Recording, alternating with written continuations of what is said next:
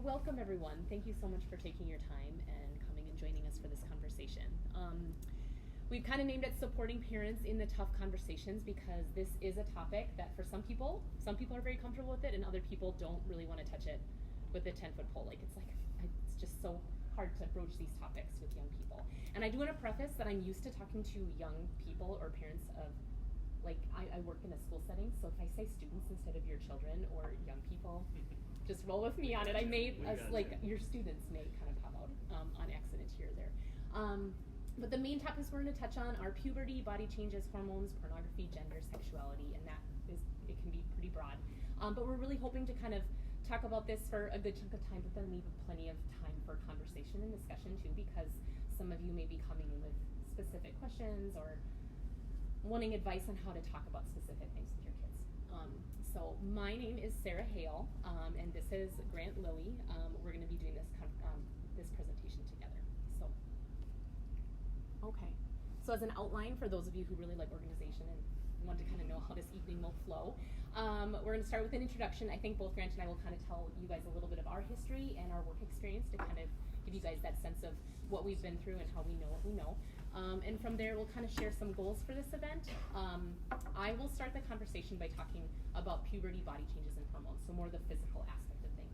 And then Grant will take over to kind of talk about more sexuality, gender, worldview, faith-based perspective, culture, kind of all of that.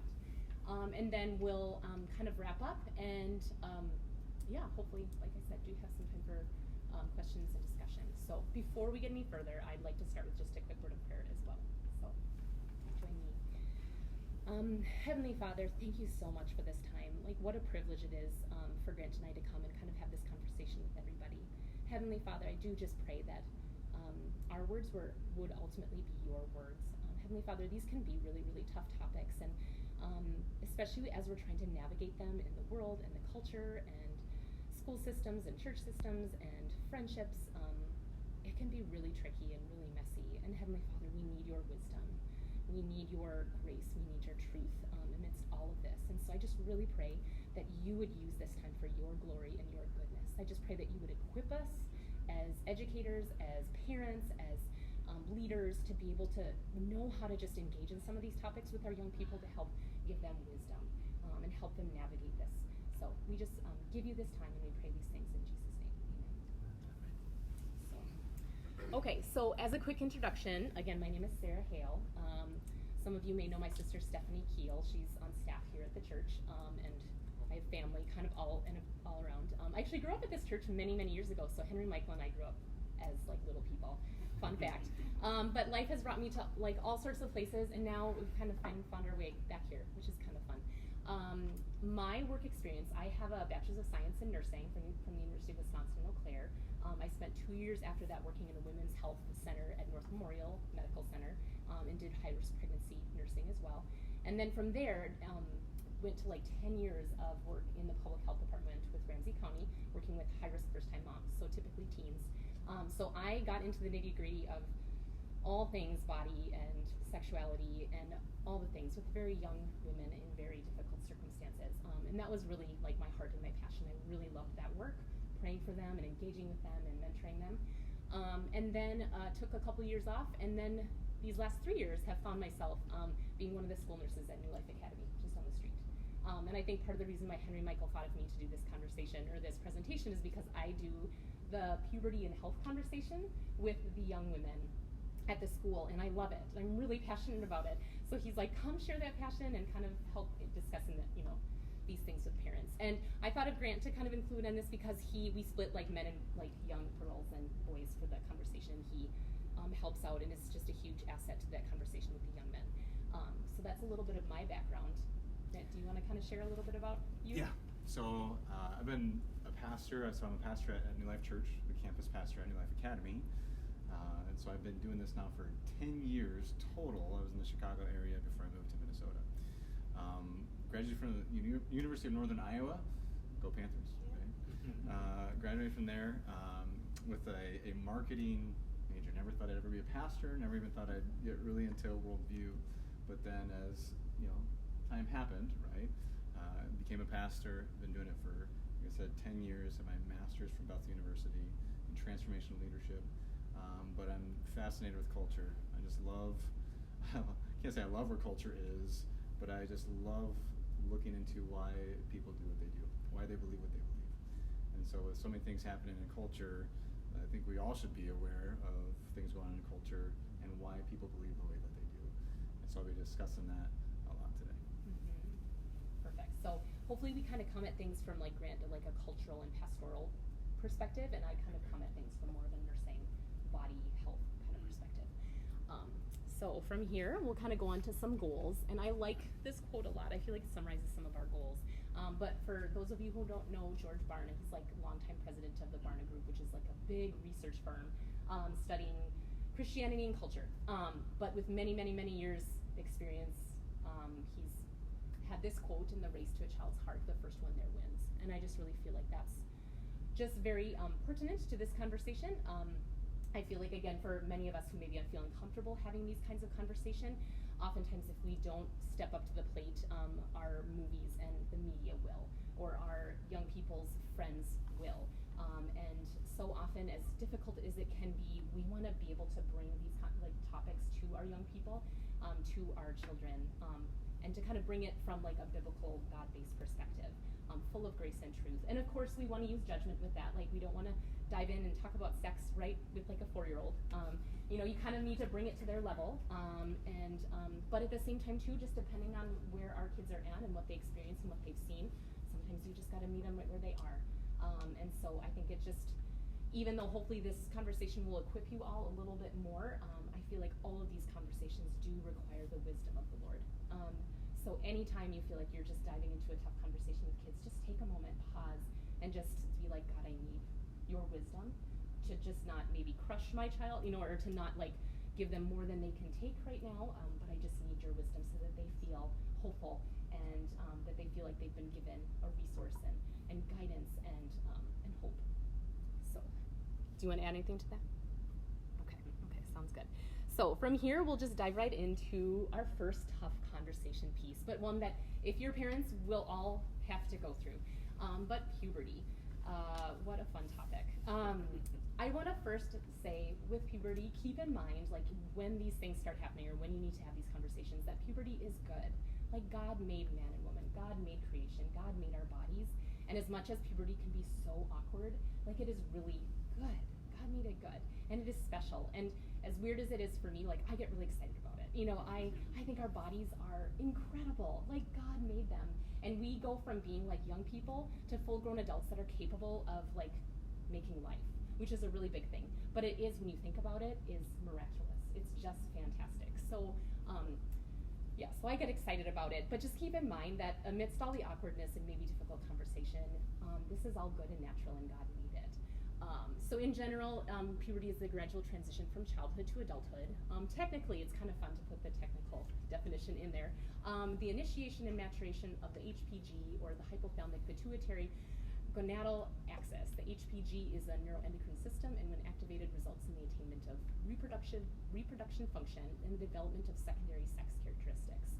So there are just an incredible host of like hormones at play, little glands in our brain, the hypothalamus and the pituitary gland that like release certain hormones at kind of undisclosed times. Like, there's averages for these things, but for the most part, it just happens, and it just starts this cascade of all these hormones flooding the body, and it just results in all sorts of amazing things.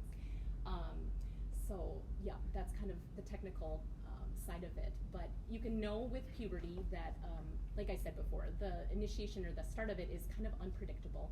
It's influenced by hormonal, genetic, environmental, and nutrition factors. So for each individual, it is a little bit different. It can start early. There's a term for that called precocious puberty, and that would be the definition of like puberty starting before 8 years old in girls or before 9 years old in boys. But on average, let's see, it's kind of takes 3 to 5 years to kind of go through the whole of puberty. And the next slide will kind of go into some more of the changes and the kind of timeline of things.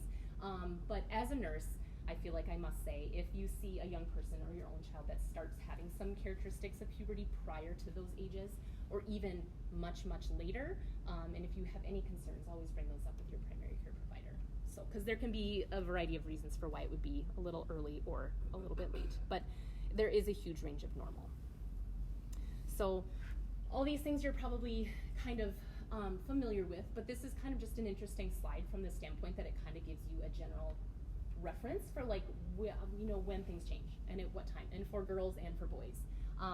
You can kind of see 8 years old, usually like breast budding and pubic hair, and boys are a little bit later, but you can kind of see the span of average, but then that red line kind of indicates like the mean or like the strongest average. I think all these like terms kind of speak for themselves, but change in habitus is basically like your build. Like when you look at someone and you notice like, wow, they have a female body now, or they have a male body, and just kind of their whole person, you kind of notice like, wow, they don't look like children anymore. But that's kind of what that term references. So I'll give you guys a second just to kind of look at it, because it is kind of interesting. So, and I think, Grant, we had talked about, if you guys want, we can send this PowerPoint out to you so you can refer to it. Oh, that'd be great. Am I standing in the way? Pictures, What's auxiliary hair?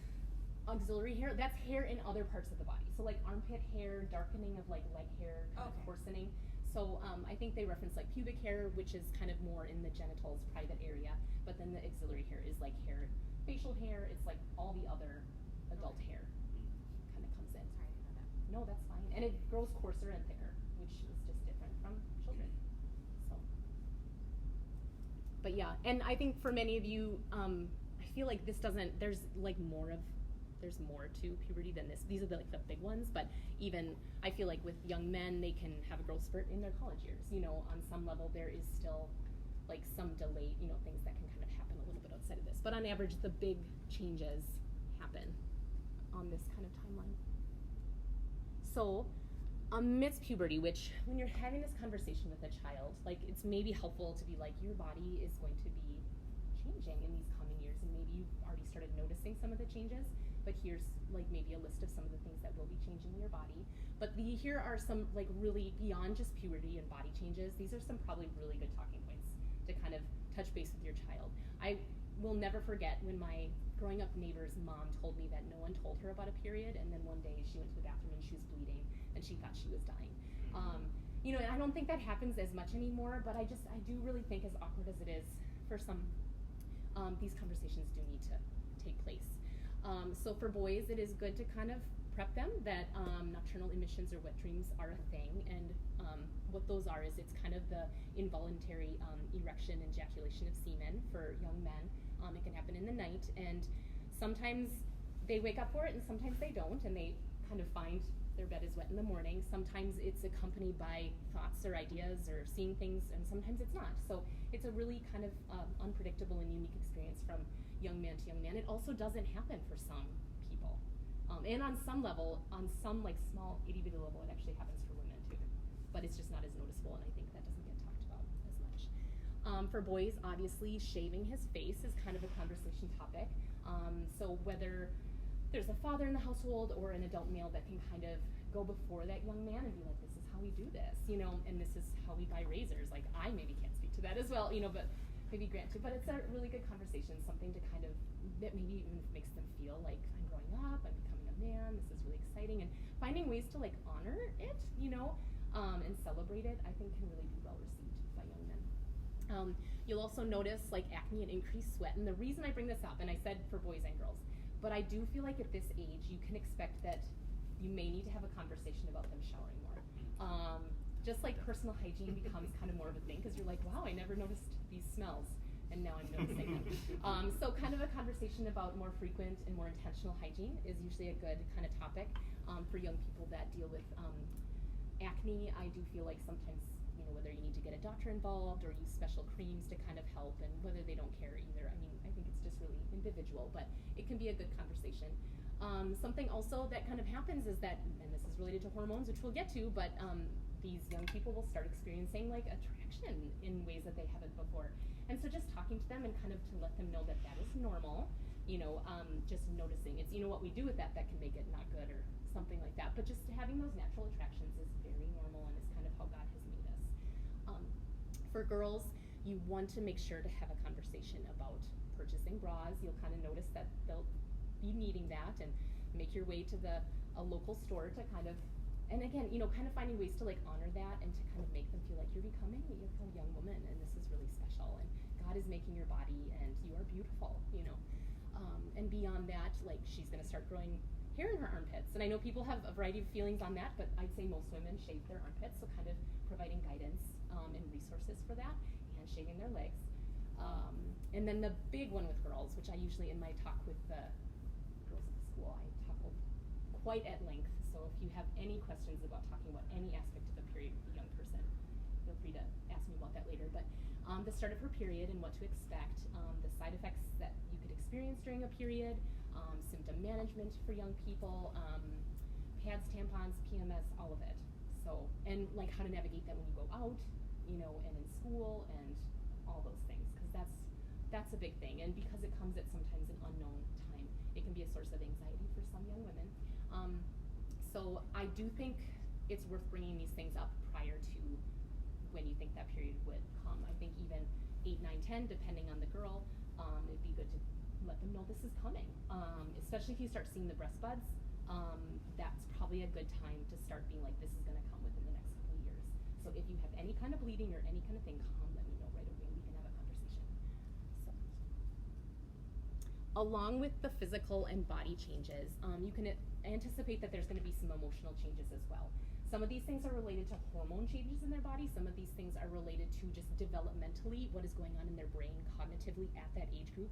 There's also just like a lot of changes, and they're noticing more things, and as a result, I think their minds are just going in different places than they once were. So it's very, very normal that you'll see mood swings. They're a little bit more sensitive than they once were. They have some confusion about some things. They are maybe noticing themselves more or looking at themselves and being more self-conscious than they once were.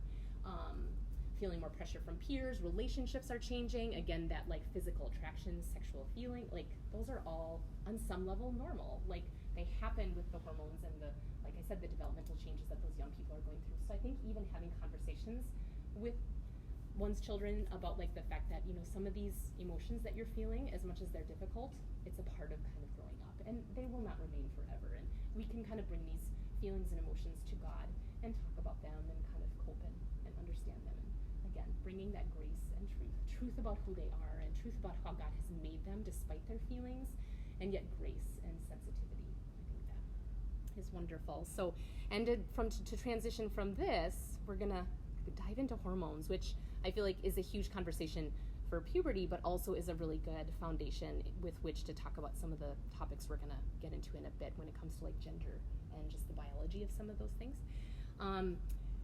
So these are the primary sex hormones that are evident in men and women. So the good thing to kind of know is testosterone is in all people. Women have testosterone in their bodies, much less, but they have testosterone. All men have estrogen in their bodies, but much less estrogen than women do. But typically, if you've been born male, you have a lot more testosterone in your body. That is your primary sex hormone, and it results in the development of all of your sex features. And then estrogen and progesterone are the female sex hormones, which are responsible for the development of a lot of the female sex characteristics. We found with it was interesting going through the studies of different hormones, and if you increase them or decrease them in the body, what they found in regards to moods and emotions. But testosterone is a very, very powerful hormone. They found that large levels of testosterone and very low levels of testosterone can be associated with changes in ones like dopamine and serotonin, which are feel-good centers of the brain. They've also found with larger amounts of testosterone, it's associated with irritability, aggression, assertiveness, a quickness to react. It's associated, with an overall reduction in fatigue and inertia, meaning staying put, kind of, so it gets you going. So there is kind of a motivating, going for it kind of aspect to testosterone. It also stimulates sexual desire, and that's why when it's actually in women's bodies as well, it kind of plays a part in sexual desires for women too, fun fact. Estrogen has been linked to, when it's in higher levels, it is also linked to serotonin and dopamine, which are kind of feel-good chemicals or hormones in the brain. Lower levels is kind of the opposite effect, whereas with testosterone high and low levels are associated with increased amounts of dopamine and serotonin. For estrogen, it's increased amounts of estrogen is associated with feeling really good, whereas low levels of it, people can feel like more of like a depression of sorts. Let's see, it can be associated with like mood swings, irritability, in like higher or lower amounts. Progesterone is an interesting hormone as well, and it's often in higher amounts connected with like a soothing, calming kind of feeling, which is really interesting because I'm going to go next into some slides that you'll see some graphs of like hormone levels in men over their lifetime, and then female hormones over their lifetime, and you can kind of see when the ups and downs of things happen, and it may give some insight into some emotions that you'll see in your young people. So with men, it's a little bit more straightforward, but you'll kind of see, you know, as children, there's lower levels of things, but then it obviously goes up, and then it kind of slowly kind of makes its way down. So I feel like for the most part for men, testosterone over the lifetime is pretty even. For women, this is like estrogen. This is just one of the like versions of estrogen. There's like a few different varieties of estrogen in the body, kind of. And progesterone, you can kind of see in childhood, teens. There's lots and lots of up and downs. So when you think of like mood swings, and you think of, you know, on some level, it's our bodies, and we learn how to cope with those things and have self-control and bring our feelings and emotions and our bodies to the Lord. But that's kind of what we're dealing with. And it's interesting too when you think about estrogen, and when it's at high levels, and this is like ovulation, you think about procreation, you know, and having babies, like just naturally, if that's like high levels of estrogen is associated with like energy and happy feelings, that maybe if you're wanting to have a baby, you know, like that's, you know, it's high at that time. And then like afterwards, the progesterone is like the calming time that if you were to have in your life like a sexual encounter, and then there was like an egg and a sperm and a fertilization, that the body then relaxes a little bit, and conception can happen. So it's interesting, like God really made these things. So when you think about like life and creating life and things, like our estrogens are there to sustain life and to keep it going, and it really all has so much purpose. So some resources, and this is not exhaustive. There are so many resources out there, and I think Grant even has like a whole horse more. But Focus on the Family really actually has like a ton of information. So I mean, like if you're looking for additional resources, just even looking through to kind of see what maybe applies to you and what you're interested in. But they have a ton of information on like puberty and sexuality, and just a lot of articles, research, and information, references to books and talks and podcasts and all those sorts of things.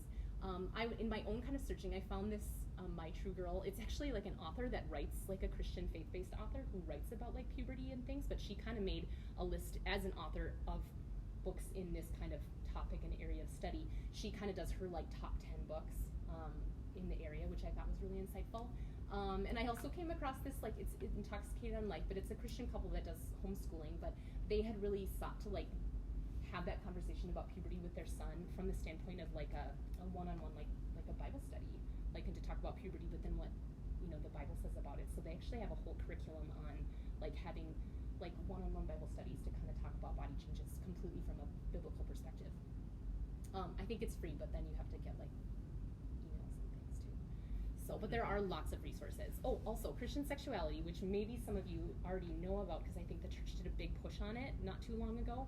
But it is an excellent resources, not only on like body changes. It actually focuses more on like sexuality and gender, transgender, pornography, all those things. But it really goes there from like a faith-based Christian perspective, and it's kind of from the standpoint like speaking to young people more so. But there is like a parent side of it and like a leader side of it if you're wanting resources to kind of maybe show them or things like that. But all in all, I hope this kind of helps make you feel a little bit more equipped to kind of have these kinds of conversation with your children or young people in your life.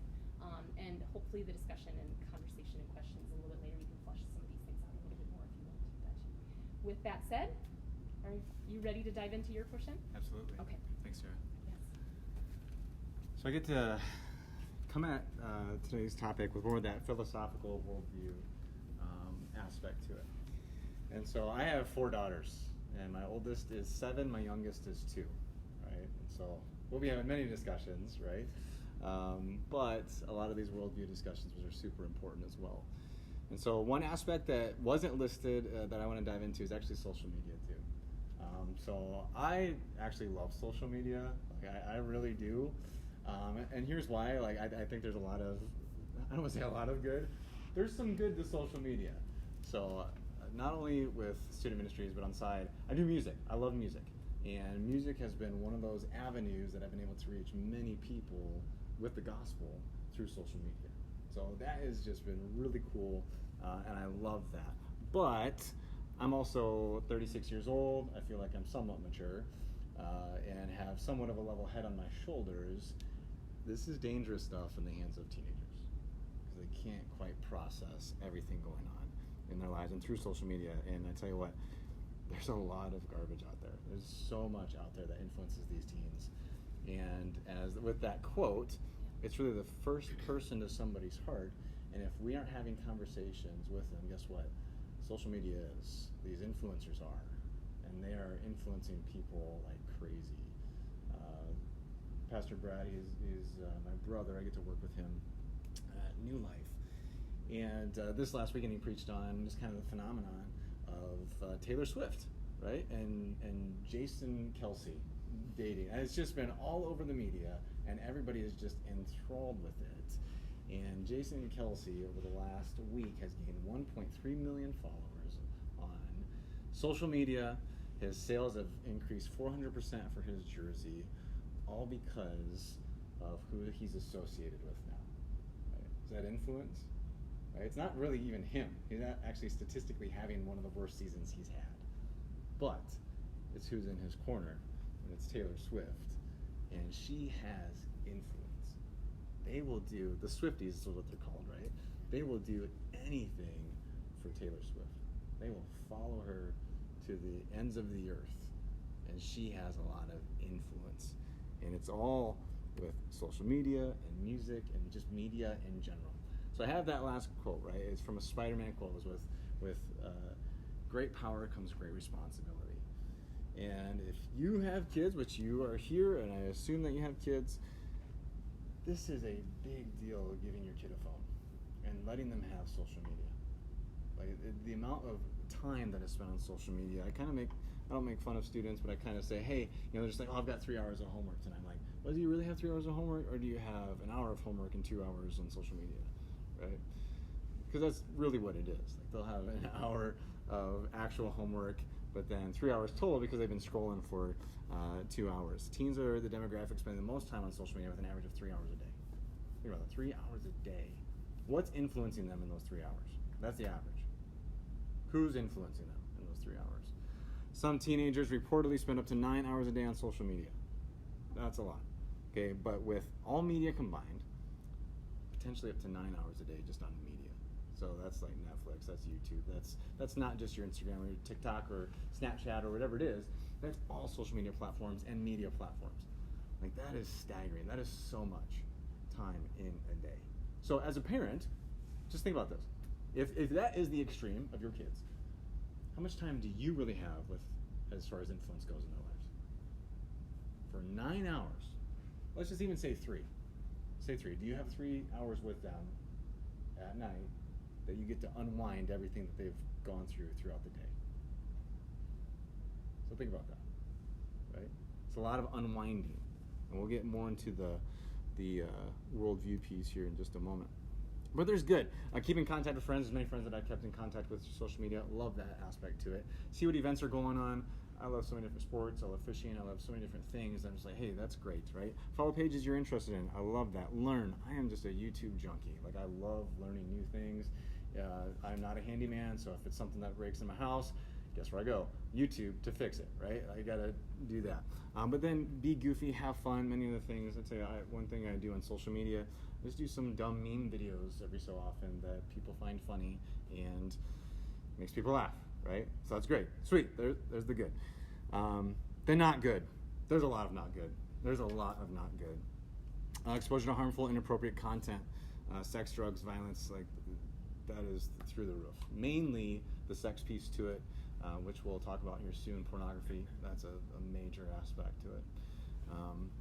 Exposure to dangerous people. I've encountered situations such as this, where people have met somebody online and it's not good. It's a predator, all right? And so that's real. There are people, I'll even get these on my music account. You'll have just people who solicit. Okay, they'll send you a message, hey, check this out. And they do the exact same things to your teenagers, to your kids. That's what they do. They just send messages to people they don't even know. Cyberbullying, man, we face this a lot. Cyberbullying is huge. You will have students that they won't even have a conversation face to face, but they will go post on social media just awful things. And then we'll get more into the psychology behind that even here in just a moment. Personal or oversharing personal information. Heard stories of this too. Personal stories of oversharing over video games. How many get on a headset? They're playing video games. It's like, hey, they start talking. They're not even thinking about what they're talking about as they're playing video games. Turns out it's somebody trying to seek information on certain things, right? Just even video games, right? Which is privacy concerns, including the collection of data about teen users, identity theft or being hacked, interfere with sleep, exercise, homework, or family activities. So, I think Sarah could attest to this, but Yeah. Put that on that brain that is experiencing all that cognitive change and developmental change and hormones. Yeah. And new discovery of things, and then just throw all that in there, and you can understand why it's kind of a mess and confusing. So what it really does is, and I think, do most of us have social media here? Most of us do.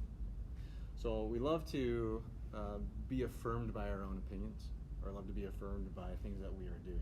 So we put a piece of content out there, and when it takes off, when people really like it, you get that dopamine hit, right? Just like, oh, people really like this, all right? As adults, we feel that. Just think about a teenager who's experiencing so many different things. This is how they find their value. It's how they find their worth, and really posting things, getting likes on it. I tell you what, I just even think of this personally. It's like, oh, this last post got 300 likes, but now I need to get 400. Okay, and then I need to get 500, and then I need to get 600. But if this post only gets 300, man, I'm really failing. For real, that is true. They're not receiving that same amount of affirmation because this many people like this, and so people will delete posts because they didn't get as many likes on it or whatever. I mean, there's even, since I'm like a social media guy, there's even this social media marketing stuff of like that. Hey, if you didn't get this many likes on it, delete that post, or and so it's just the algorithms. Okay? So they talk a lot about that, but with that, it plays so many mental games with teenagers. So many mental games. I don't know if any of you guys saw The Social Dilemma. It was this documentary on Netflix. If you haven't, It's excellent. it's wonderful. And what's crazy about it too is it's this non-Christian documentary, right? And they're coming at it with, hey, here's all the harmful effects that take place with social media.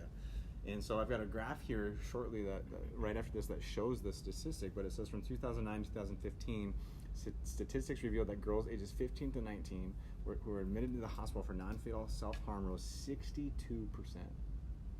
62%. For girls 10 to 14, it rose 189%. Like, those are staggering statistics. Even worse, in the same year, suicide rates of girls 15 to 19 rose 70%. Okay, for girls 10 to 14, it rose 151%. So, correlation of the opinions of everyone online compiled with the unrealistic beauty standards have ultimately led to a more anxious or insecure population. And guys, I see that as a pastor of 10 years. Like, you totally have seen a shift in students and how they engage with people, how they engage with each other. In fact, in the same article, I was talking about how, I don't know if you've noticed this, but I noticed this, students delaying getting their driver's license. Have you noticed this? Okay. Just because of anxiety and fear, and there's so many different things out there. I think for me, when I was in high school, that was like freedom, right? Just like, yes, I get my driver's license, let's go. And now, I legitimately know people in their 20s that still have not gotten their driver's license. Okay? They Uber everywhere. They do. Okay. But a 5,000 person study found that higher social media use correlated with self-reported declines in mental and physical health and life satisfaction. And I think we can read something like that and be like, I think like that's true. Like just think about that personally, and just even like if you're big into social media, just think about the posts that you've engaged with or you've done, or just even the posts that are out there. How many you get on Facebook? You're just like, why would you post that? Or you see all these different things, and then it's just negative, right? It's just negative, but we're just looking to find that affirmation. Right, so here's that graph of that 70%, 100. This is just for you visualizers. That it is drastically increased since social media. And back in my day, it was MySpace. Facebook was roughly around college time, right? But as you see TikTok, as you see, which I actually really enjoy TikTok, but as you see all these video platforms, just these teens really can't handle it. They really can't. But here's the hard part as a parent. There is a social pressure. There is. There's just a social pressure for you guys to give your kids a phone. My 7-year-old, man, she walks around with this Apple iPhone that is broken and whatever. I'm just like, what does that reflect, right? Me? Yeah. And in fact, my wife and I have had many conversations on this, like, oh, I can't stand this thing because we're just glued to it. In fact, I'm just gonna put it over there. We're glued to it, right? Like we are. And then we'll get these false buzzes in our pockets. You guys ever felt those? Where you get a false sense that, phantom buzz. And just like, man, we're so addicted to these things that they're, as adults, they're a part of our lives. So then, with teenagers, what they're going through, just imagine everything that they have to deal with, which is a lot. Can I ask a question? Yeah, go for it. I don't know if it's time for questions or not, but We will do a Q&A at the end, but you can just on that topic specifically, the missing out, because there's the missing out when they don't have it, right? and then there's missing out when they do have it. Yeah. And I'm just curious of how you address that. So I think there's a difference here. So I think there's a phone for communication, which if you know teenagers at all, their communication isn't always the best to begin with. As Christ followers, I hope that our conversation is encouraging and uplifting and affirming. But there's many conversations that are not that in the Christian community. A lot of it's gossip. A lot of it is, gossip. Like it just is gossip. So I think there's this communication piece to it where you can give your child a phone and say, hey, what are you using this specifically for? Is it to contact us? So I know that if you're going to go out, like you can get a hold of me, or to text a friend, or is it to get all these social media apps and create accounts? Because I don't know what you guys think about your kids, but like I know that if I gave my kids something, like I don't trust my kids to do the right thing. I just don't. Like we're sinful, we're broken human beings from conception. So I'm literally giving my kid this thing to use, and I'm trusting them. Now maybe you all have great kids, but I'm trusting them to not download all these social media apps that their friends are on. Because one of the biggest forms of communication is not texting; it's Snapchat. Right? That's what they use. In fact, students won't even open up a text, but they'll open up a Snap. They don't even reply to a text, but they'll reply to a Snapchat.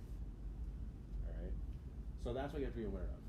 Right? It's like, hey, I know I'm giving my, I think for me it's like 4 daughters that I have to give a cell phone to.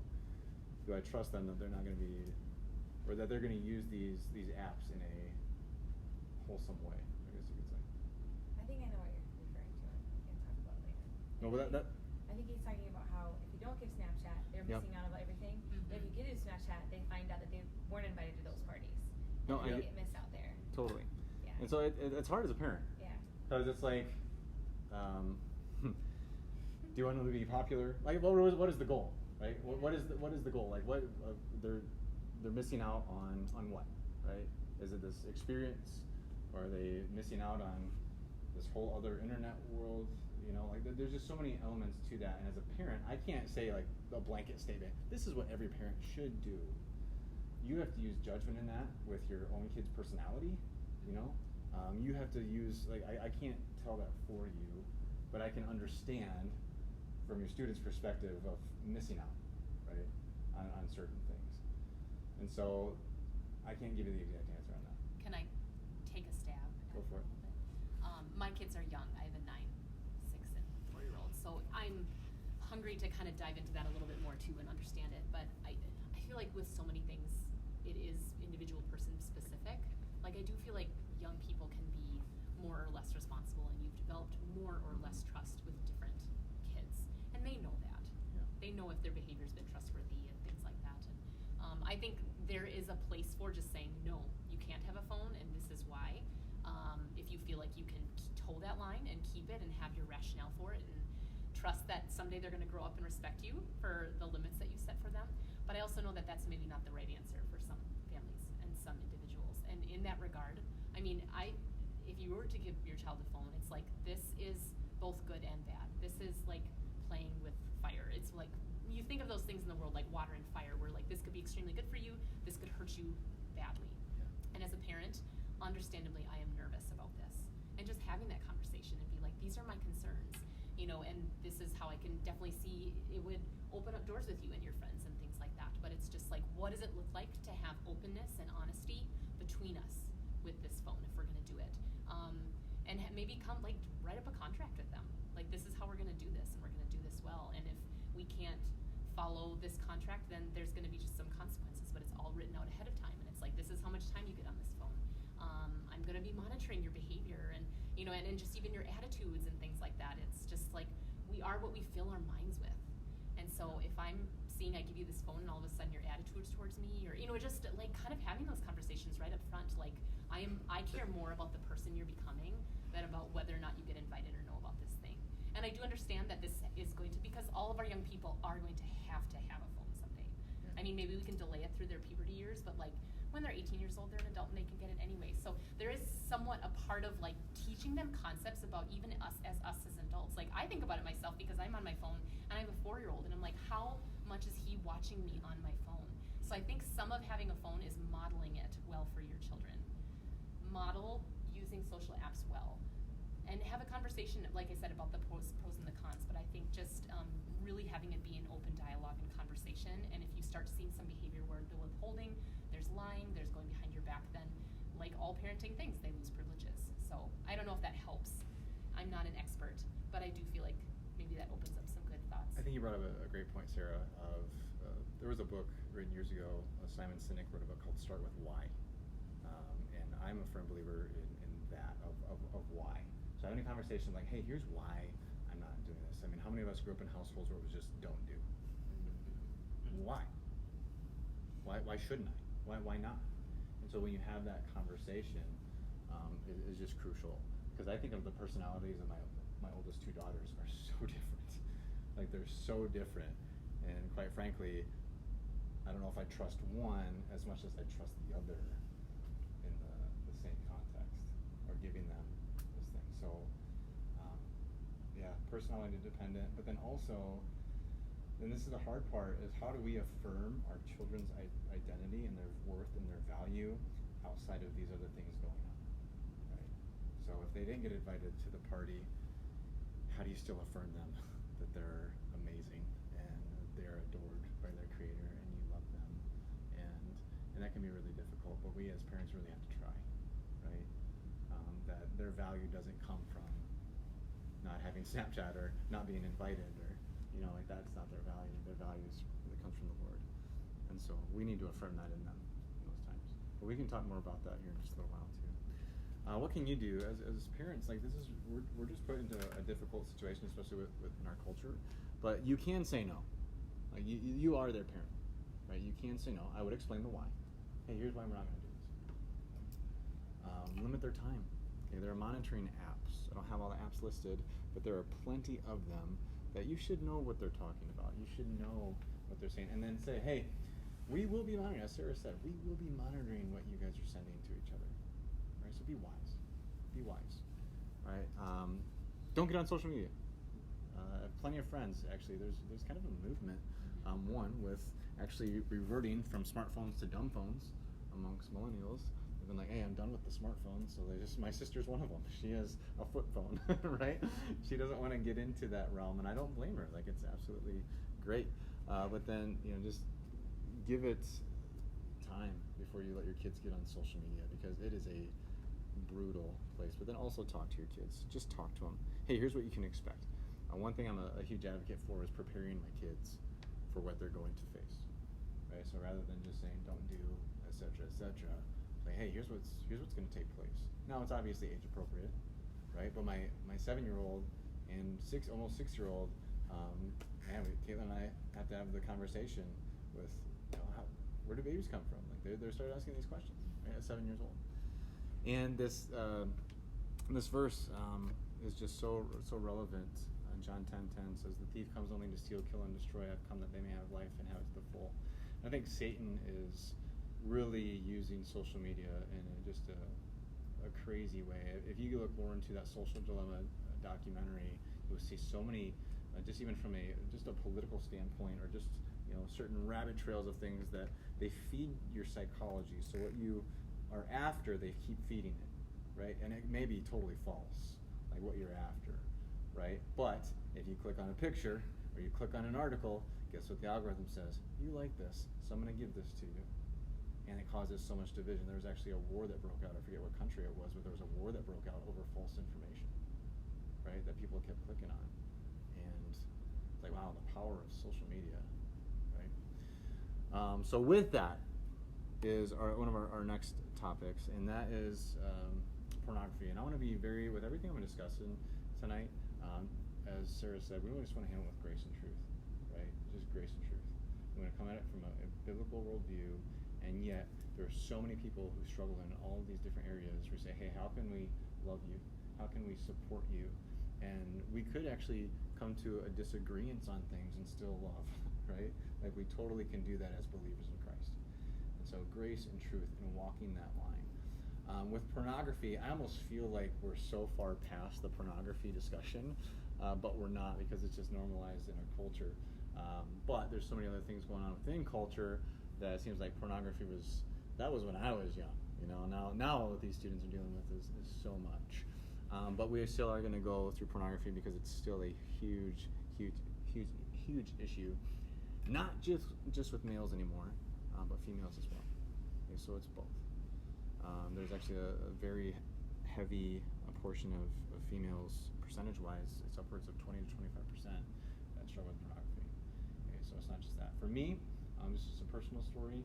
I was exposed to pornography when I was 8 years old. Okay, 8 years old. And that was in the time of no cell phones. That was in the time of just magazines, and I had a cousin, right, just come and say, hey, like, you got to see this, right? I was like, oh, cool, what am I going to go see? And he pulls up this magazine.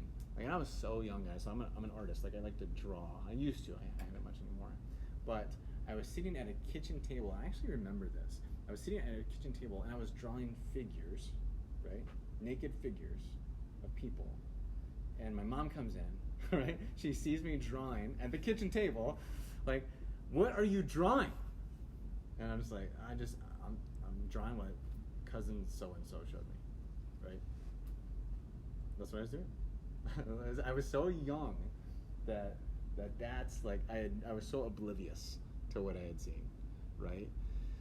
But then, it just spiraled from there. Like, there's just everybody around me, just for some reason, this wasn't even in the digital age, really, just another family member had all the stations. Another family member, their parents' idea of them and their sex advice or conversations about sex was just to order a bunch of magazines and just had a closet full, right? And so this was my experience growing up. Like, literally, pornography was all around me, like all around me. And for the most part, my parents really didn't know, because it's one of those things that you can keep hiding as a kid, for sure. Like, you really don't want your parents to find out that you struggle with pornography. But then this just goes on for the majority of men. Statistically, it's 40 to 50% of Christian men struggle with pornography. Okay, so I'm very sensitive to this issue. But here's some stats, and this is 2019. So granted, this is 4 years ago. I really didn't feel. I actually, at one point, was like, man, I really want to look up the 2023 stats. And yet, I really don't want to search for this, right? I really don't want to search for those stats. So this is on Fight the New Drug. Fight the New Drug is a non-Christian website, which is kind of mind-blowing to me that it's non-Christian, but we're actually going to talk about that here shortly. But this is their 2019 stats of Pornhub. Pornhub is one of the, if not the leading, the second or first leading website in pornography consumed. Right, but you think about this, 42 billion visits to this website in 2019. There's 115 million per day, 39 billion searches performed, 6.83 million videos uploaded. So there's what's crazy. Hours of new content equals 169 years. So if you started watching 2019's new videos in 1850, you would still be watching them today. It's crazy. 70 million messages sent. There's it's not just Pornhub now. A lot of people, especially and I unfortunately, like I have friends around me. I'm in the music scene, which it's a scene that I'm in that's very heavily atheistic, heavily agnostic, and many individuals I know that have friends and girlfriends, etc. That there's OnlyFans. Like there's girls that are making a ton of money just by showing their bodies on some of these websites, right? So it's not even pornography. Well, it's not even sexual activity per se, but it's just their body that they're flaunting, and they're making so much money. You'll see it on social media. You'll see all these people, all these women in particular, that are getting on these sites and doing this, and they don't feel like there's anything wrong with it because they're just making a bunch of money. They're just showing their body on the internet, making a ton of money. All right. But one thing that's really interesting is that when you look at the most recommended words, okay, good, love, like love, okay, that one should stick out to you. We're just like, wow, there's so many people who are on these search sites that are looking for love just in the wrong place, right? They're actually seeking this intimacy. They're seeking something, and they think they're going to find it in pornography, which we know doesn't happen. Okay, and there's statistics behind that of just the impact that it has on the brain, and the more you consume, the worse you are off in that. Well, I'll get into that in just a moment. Okay, but here's some more, just some stats real quick, and then we'll move on. But porn sites receive more regular traffic than Netflix, Amazon, and Twitter combined each month. Combined each month. All right, 35% of all internet downloads are porn related. 35%. Like, that's staggering. Okay, all the links are in here as well, so you can get those. 34% of internet users have been exposed to unwanted porn via ads, pop-up, etc. I didn't cover this in the social media piece, but this is where I'm going to. So with social media, pornographers, like, they will just put their content out there. They will use popular hashtags. They will use a lot of popular hashtags. I told you the messages. They will send messages. They will do many different things to direct them to a website. And a lot of the time, guys, it's just a seductive picture, or a girl in a thong, or whatever it is. And for a teenage boy, right, that's seductive, right? That's just like, yes, like that is great, right? And so if you stay on this photo for long enough, know what the algorithm says? You like this. Guess what I'm going to do? I'm going to feed you more of this content.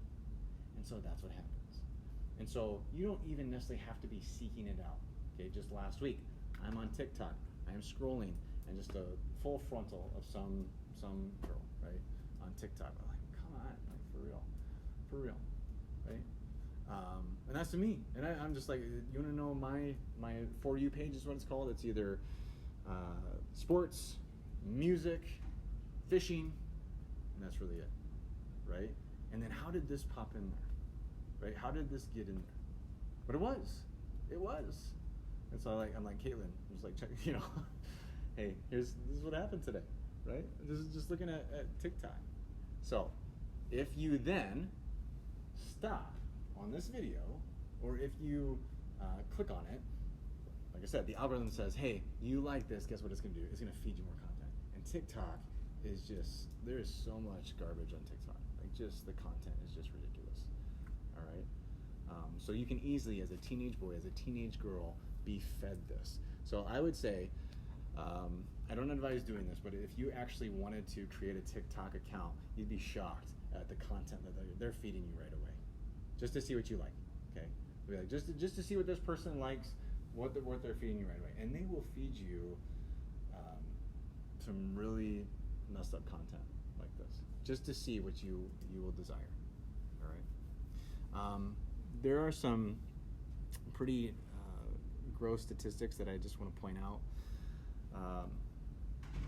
Your kids, right, and and how you do need to be aware of the content that they are consuming, who they're sharing it with, because the porn industry is after your kids, not just to make them addicted to pornography, but to make them part of the industry. 624,000 plus child porn traders have been discovered online in the U.S. Child porn, again, I hate reading this statistic as a dad of 4 girls, but it's just real, and so it makes me as a dad just like super protective, right? Where it's 3 billion, child porn is a $3 billion industry. That's so messed up. Porn is a global estimate $97 billion industry, worth about $12 billion of that coming from the U.S. And the correlation of the porn industry and sex trafficking is also huge. Okay, so I can't tell you the statistics offhand, but there's a lot of individuals that are trafficked that are still into being sex trafficked that are in the porn industry, all right, and feel like they can't get out.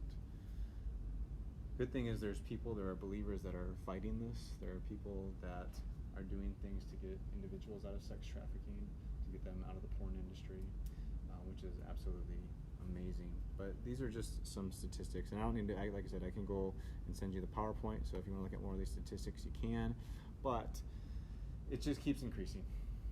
Right? It just keeps increasing. As we live in such a sexual culture, it's just going to keep increasing. And the different types of pornography are going to keep increasing. Because you talk about that dopamine, you talk about those hits. Eventually, you just think about, I'm taking a step back here, but if you're married here, just think about when you first started dating, right? You held that hand, and man, you got that dopamine, and you're just like, oh, this is really cool. But eventually that fades, right? And then you have that kiss, oh, this is really cool, right? And then it fades, and then you need more and more and more and more, right? No child pornographer, I don't think, ever set out to be like, you know what, I'm gonna be a child pornographer, right? I don't think they ever did. It's just those steps, those things that they keep going darker and darker places. And so what they found is how this impacts the brain. This is also on Fight the New Drug. You can look this up.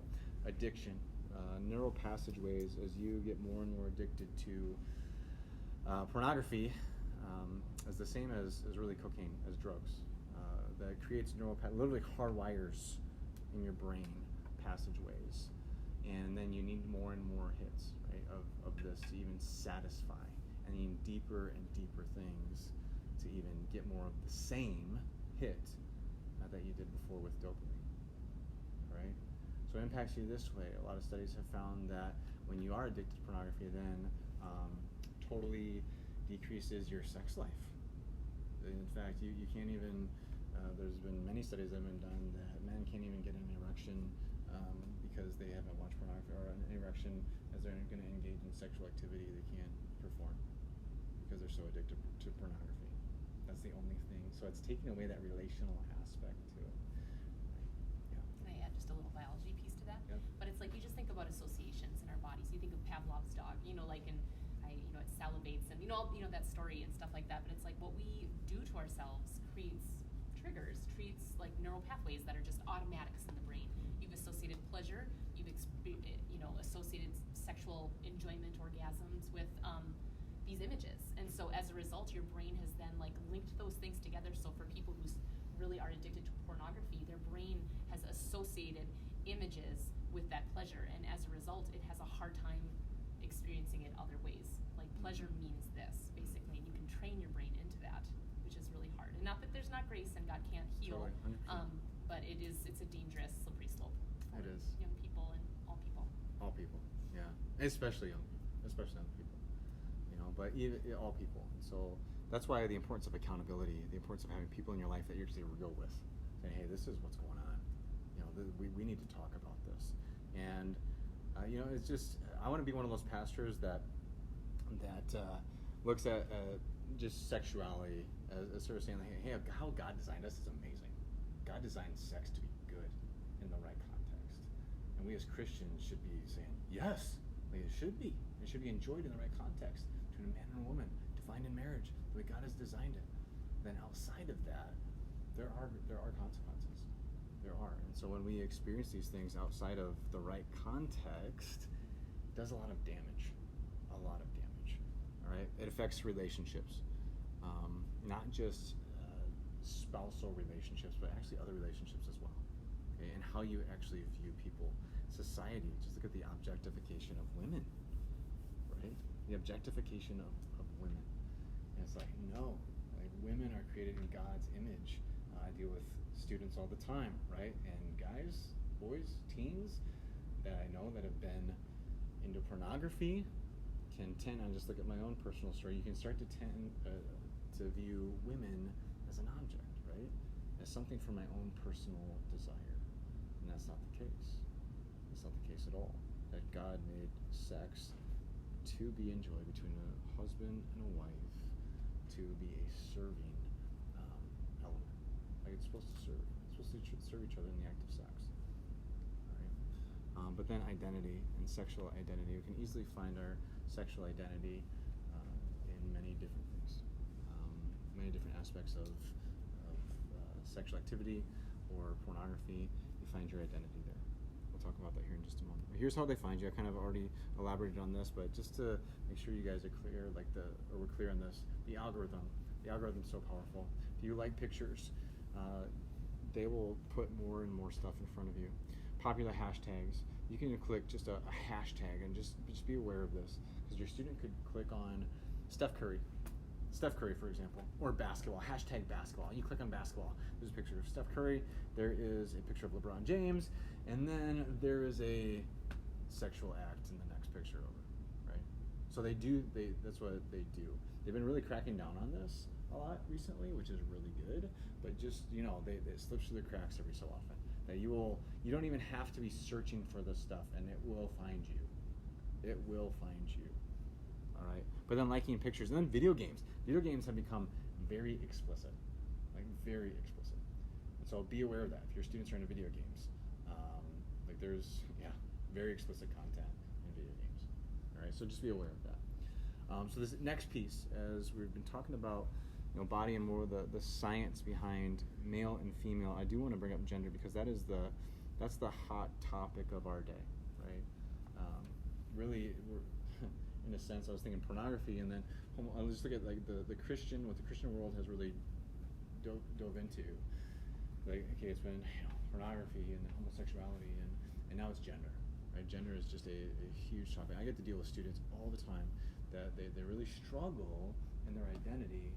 And I get to talk about why. Like, hey, let's have a discussion on this. Where are you struggling, etc., etc. But here's what, as a follower of Jesus, right? Here's what we believe. Genesis 1, that God created gender. Like, I believe that. Like, and you get into the nitty-gritty details of all this, guys. This is just one big worldview conversation. It truly is. It's all about worldview. All about worldview. Okay. But God created us, male and female, in His image. He created them. God created male and female to be different, to complement each other. And all of us carry the attributes of God. All of us do. But He created us to be different, to reflect Him. Here's what's really neat, and that is actually not talked about a ton, which needs to be. We were designed by God to reflect the Trinity. Okay? This is something really neat. Male and female reflects the Trinity. We come together to become one. Ephesians 5 actually talks about this, right? For those who know the marriage passage, but God designed it to reflect who He is, male and female. So each one of us should be different to complement each other. Men need women, women need men, and that's the beauty of the design. God is not gendered, but all of gender is in God. It's pretty cool. Think about this, right? The characteristics of who God is. So He's not gendered, but all these aspects of Him encompass gender. Okay? So you see it. You see it throughout Scripture. God comforts His people like a mother comforts her child. What? Isaiah, these are just references, right? Like woman would never forget her nursing child, God will never forget His children. Isaiah 49. God is like a mother eagle hovering over her young. And God seeks the lost like a housekeeper trying to find her lost coin. God cares for His people like a midwife that cares for the child she delivered. God experiences the fury of a mother bear robbed of her cubs. Jesus longed for the people of Jerusalem like a mother hen longs to gather her chicks under her wings. And yet, right, these references here, it's not saying that God's a woman, but there is a characteristics of love and care and compassion that every single one of us has, right? That are actually were made in God's image. But if you were to just go through these lists, we'd be like, okay, what percentage of this is more masculine? I don't know. What percentage of this is more feminine? I don't know, but God made us in His image. He truly did. And how we're supposed to be different. There's only both male and female that God is fully imaged. So that's why the physical characteristics of who we are and what we have matter to God. There's this big debate in church history that our spirit only mattered to God. That everything that we did physically didn't really matter. Hey, do whatever you want because the soul's separate, right? And no, that's actually not the case. It's like who you are, who God has designed you to be, male and female, actually matter to God. So the world's idea, and here's what I want to specify as the world, okay? The world. Those outside of Christianity, okay? Those outside of God. Or you could even say those without a faith, because even the Abrahamic faiths would believe in gender. Okay? Like they just do. All right? But those outside of God, you see this huge push in our country for what's called the nuns, those who just don't believe in God. There's no affiliation with anything. All right? So here's the world's idea, and you could actually Google this. Here's Psychology Today, but you can go through many different aspects. If you Google, hey, what is gender? How do you define gender? Oh man, you're gonna get just amazing search results. And here's one of them. Okay, there's a difference between sex and gender. Sex is biological, while gender is psychological, social, or cultural. So this is the big push today. So you will get biological sex. So when you talk about this, right, some of you are just like, Grant, gender and biological sex, they're the exact same thing. Well, not to the world. Not to the world, they're not. Okay? They're different. They are different. So biological sex, that's what you're born with. Gender is this social construct. Okay? It's a social construct. In the sense that unlike biological sex, gender is a product of society. If society determines what is masculine or feminine, then society can change what is considered masculine, feminine, or anything in between. No one needs to be locked into fixed gender categories. Any individual is free to identify their gender as they see fit. There's one topic that I'm not actually going to talk about today, but it's just actually a bigger, more philosophical discussion. But it's basically the idea that you only have masculine and feminine traits because that's what you were told by a certain group of individuals. Or it's not that you naturally lean more towards one thing. It's just that's how you've been raised. Okay? So you've been raised, that's how you've been taught. So it's just how you've been brought up. And there is some truth to this, and I just want to be clear on that. There is. So, for example, in our culture, we would say that wearing a skirt, right, is more of a feminine, girly thing to do. I work at New Life Academy, and we have a dress code, right? Men and women, they can wear certain different things. All right, so there's this idea that there's some things that are more masculine or more feminine. Pink, I actually like the color pink. I wear pink, right? But you would be like, oh, in our minds, is pink more of a girl color or a guy color? Okay, when we're doing our gender reveal party, do we do a blue for the girl, right? We don't, right? So there are some aspects. There's some truth to that where it's socially constructed, and some truth to it, right? But also we believe that God has deeply, innately made you a certain way, and you can have other characteristics. Now, this is something I want to be very clear on, though, too, is that you can totally have men who are more feminine. You can totally have women who are more masculine, and that's okay. That's totally okay. All right? Or what society deems as more masculine and feminine. Here's the issue: is our culture would say, hey, if you're a male and you are born more feminine, you were born in the wrong body. I don't believe that. Okay? If you are a female, born more masculine, you were born in the wrong body. Okay? I don't believe that. Okay? We had Luca Garofalo. She came and spoke at New Life last year, and she had lived as a transgender male for 30 to 40 years before she came to know the Lord. Her story is absolutely incredible. And she just shared all of it and everything that went on with her, and I highly suggest that. It's up on our YouTube page. It was just a phenomenal interview. You got to hear her story. And she actually goes and speaks around at other churches and things, and I'll give you her information as well. But continuing on with the world's idea. Gender identity, then, is a person's deeply felt inherent sense of being a boy, a man, or a male, a girl, a woman, or female, or an alternative gender. Gender queer, gender nonconforming, boy, girl, lady, boy, which may or may not correspond to a person's sex assigned at birth, or to a person's primary, secondary sex characteristics.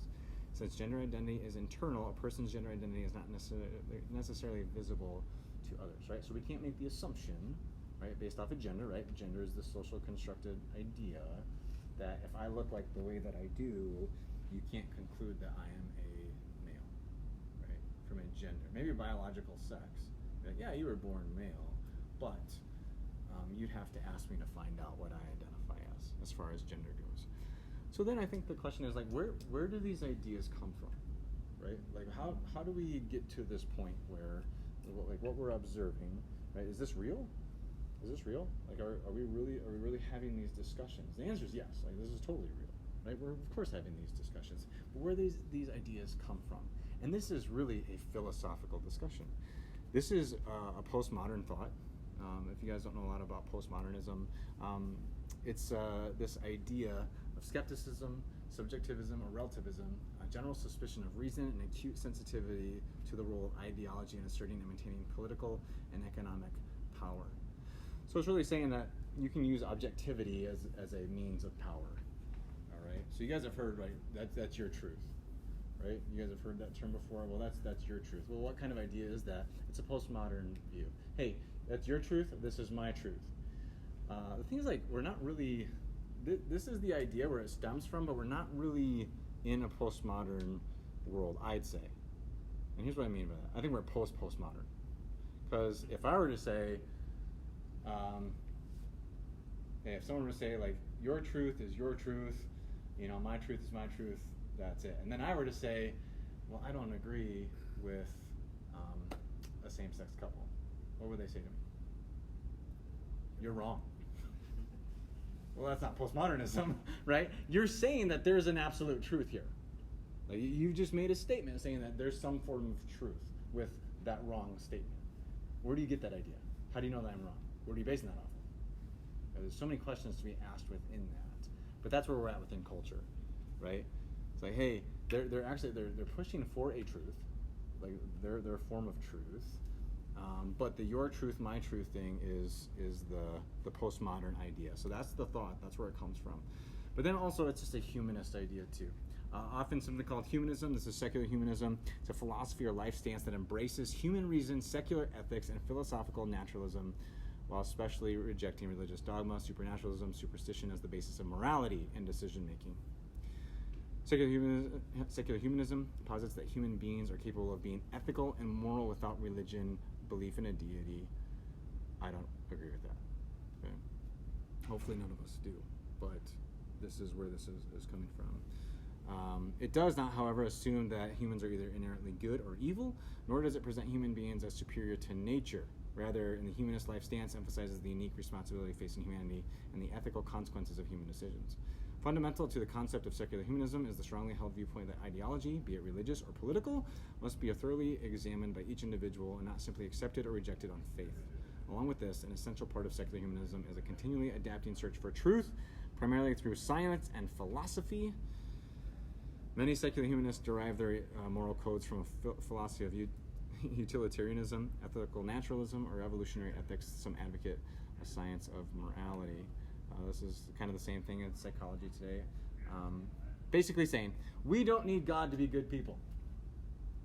Sum it up. I could have just done that, right? We don't need God. We don't need God to be good people. We don't need God to tell us what to do. We can make our own moral code. We know. We have examined. We've observed. We don't need a God to tell us this. All right? In fact, there was a study done, or not a study, this article. It's fascinating. Stanford Medical, okay, of mice and men and women. If you have time, go all the way through it.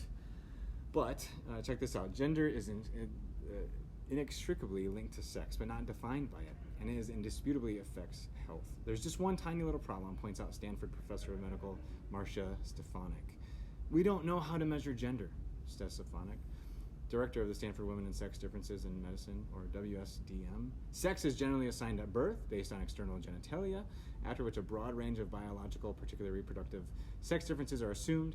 Individuals are then usually forced into a binary model of gender, right? Male, female, binary, too, with distinct masculine and feminine categories, when the possibilities are much broader and more expansive.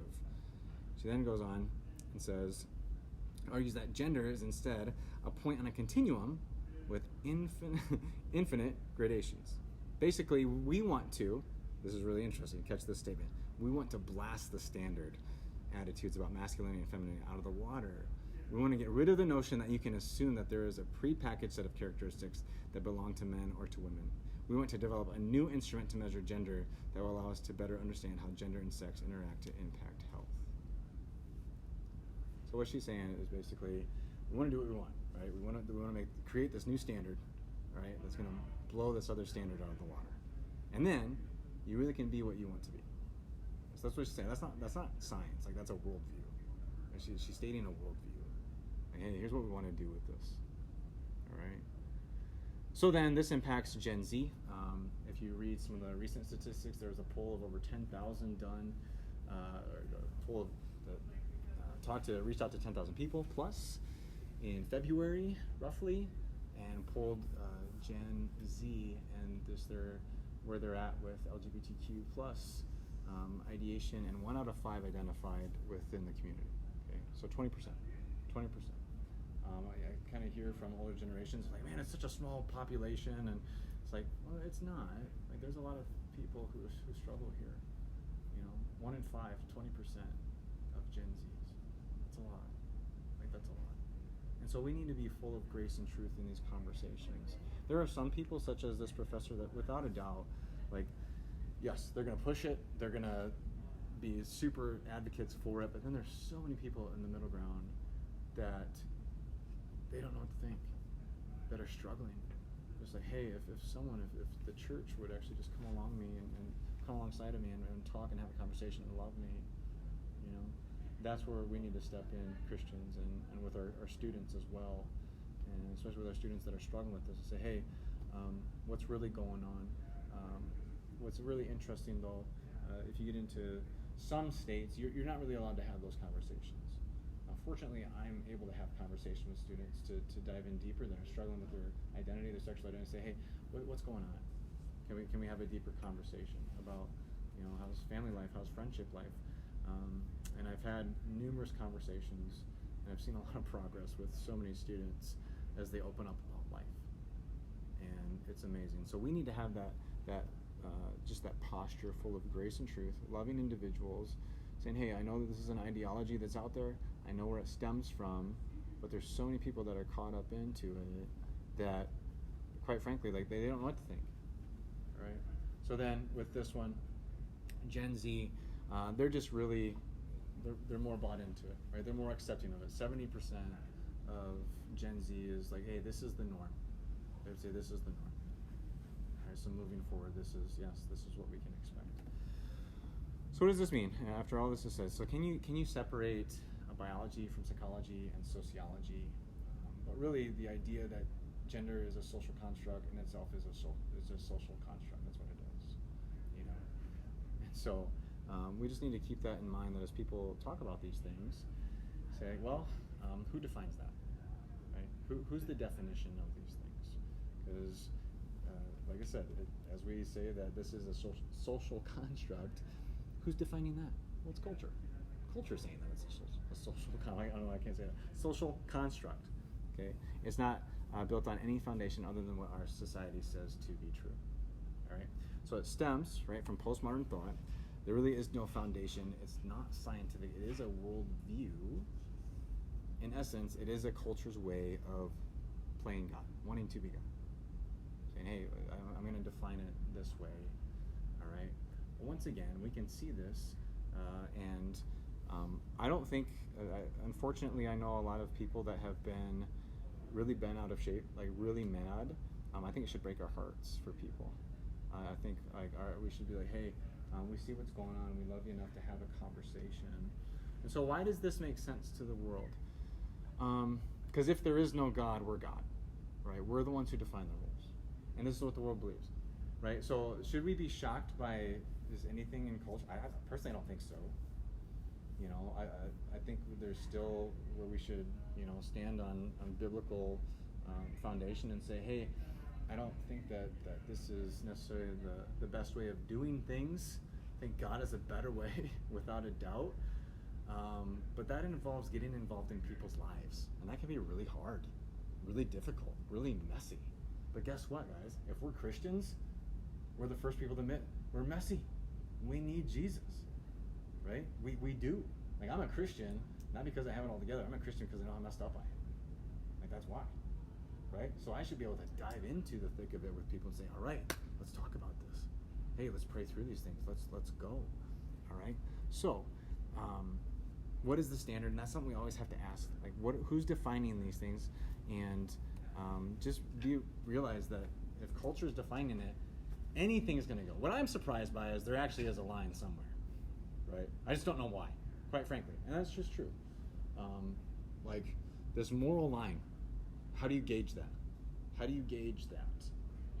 Why is culture defining it a certain way? In fact, like, I saw a TikTok this last year, and there's terminology called MAPS. It's minor attracted persons. I don't know if you've heard this before.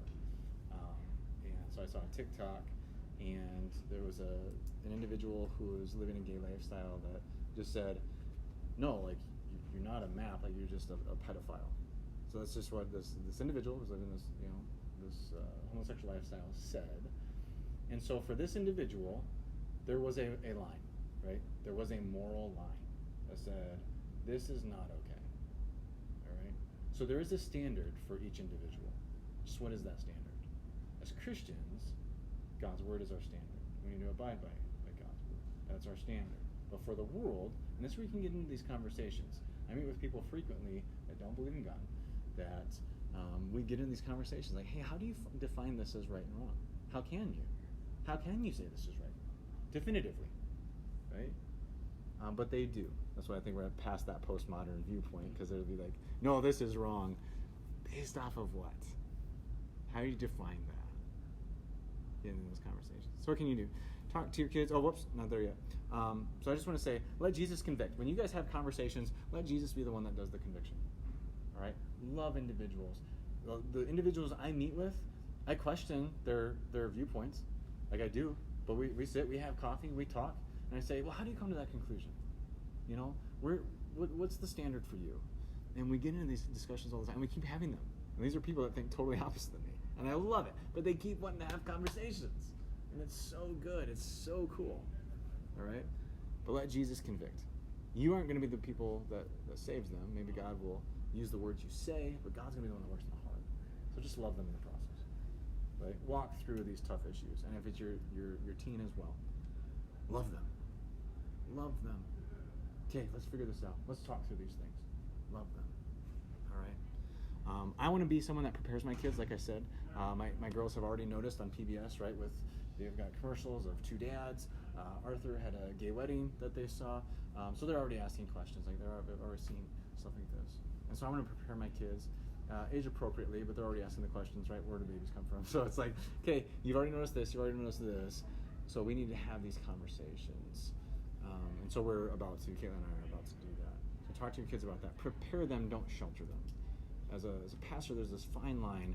I try not to expose students, but at the same time, I try to prepare them. All right. So I don't know what students have already been exposed to.